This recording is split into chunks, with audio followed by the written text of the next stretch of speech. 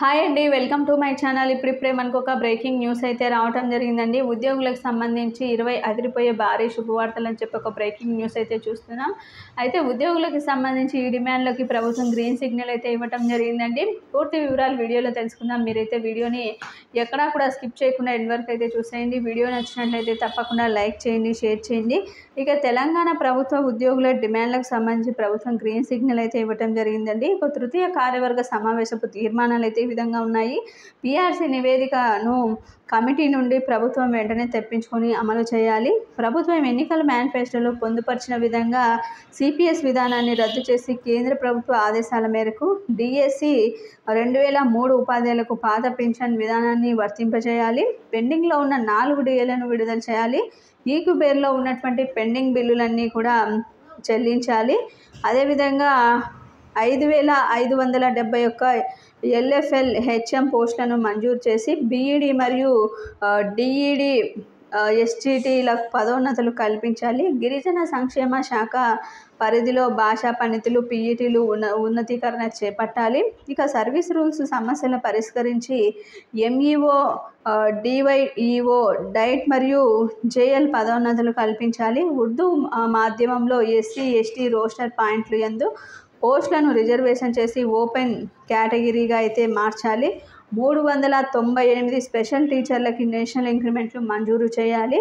అదేవిధంగా 317 జీవో పరిష్కారం దిశగా క్యాబినెట్ కమిటీ పనిచేస్తుంది. అయితే సాధ్యమైనంత తొందరగా ఉపాధ్యాయులు వారి సొంత జిల్లాలకి కేటాయించాలి. జీవో 67 ప్రకారం నెలవారీ పదోన్నతులు, ప్రతి సంవత్సరం వేసవిలో బదిలీలు చేపట్టాలి. ఇక మోడల్ స్కూల్స్ టీచర్స్కి 010 క్రింద ట్రెజరీ ద్వారా వేతనాలు చెల్లించాలి.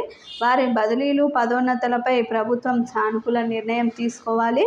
ఇక డిఎస్సి ద్వారా ఎస్జిటి నియామకం అయిన వెంటనే బదిలీ అయినటువంటి ఎస్జిటి ఉపాధ్యాయులను రిలీవ్ చేయాలి.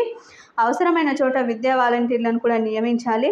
ఇక ఎస్సీ ఎస్టీ బీసీ మైనార్టీ సంక్షేమ గురుకుల పాఠశాలలో ఖాళీగా ఉన్నటువంటి ప్రిన్సిపల్ పోస్టులను పదోన్నతులు కల్పించాల్సి.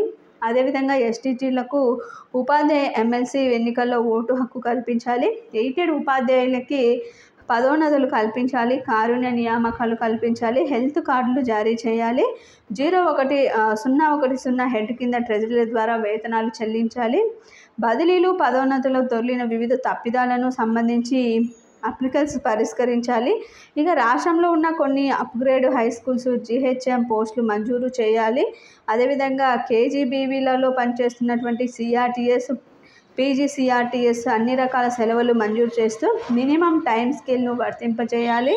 ఉపాధ్యాయులకు మెరుగైన హెల్త్ కార్డులు అందించాలి. అదేవిధంగా సర్వశిక్ష అభియాన్లో పనిచేసినటువంటి ఉద్యోగుల కనీస వేతనం అయితే అమలు చేయాలి. ఇవన్నీ కూడా సమావేశపు తీర్మానాలండి. వీటన్నిటికీ కూడా ప్రభుత్వం గ్రీన్ సిగ్నల్ అయితే ఇవ్వబోతుంది. మీకు వీడియో నచ్చినట్లయితే తప్పకుండా లైక్ చేయండి, షేర్ చేయండి. Thank you for watching.